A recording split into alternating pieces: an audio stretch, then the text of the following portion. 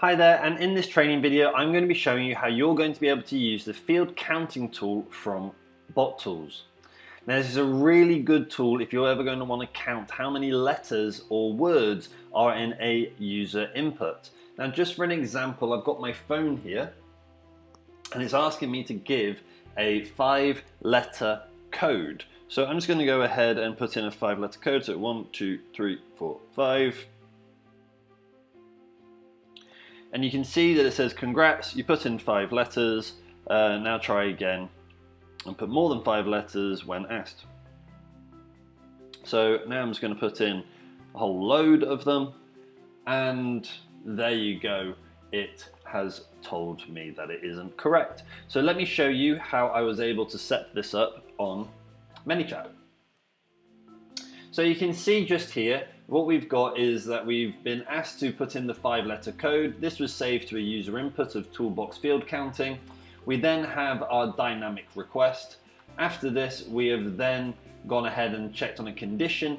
Does the value of the result essentially equal 5 or whatever number it is? And if it did equal 5, then we are going to give the congratulations message, and if it didn't, then we are going to give this message.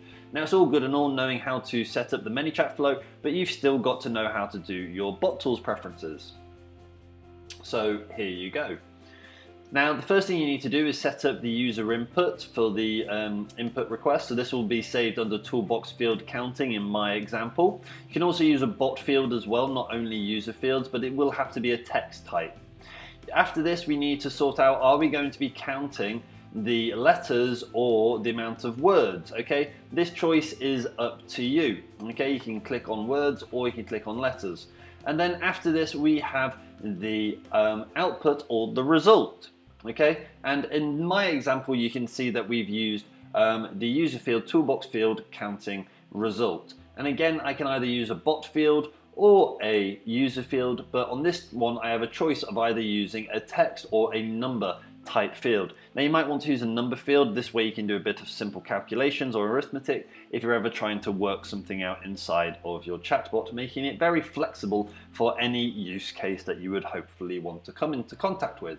Now as soon as you've set up your preferences, all you'll need to do is click on to copy URL, come over to the flow, and at the point after you've received the input and you're going to need to let Manychat know what is the value going to be for the result, user field or bot field, you will need to put a dynamic content request just into the middle of it. All you're going to do is that you're going to paste that link and you're going to come over to the body and click onto the add full subscriber data.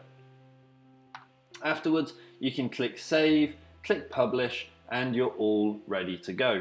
Now, if you've enjoyed this video and you can think of a few other tools that we can make here at Bot Tools for you, and you say, hey, this would be really useful for the rest of the Manychat community, then please get in touch with me. I am always happy to hear about different ideas that everybody's got to better help the Manychat community. I hope to hear from you soon.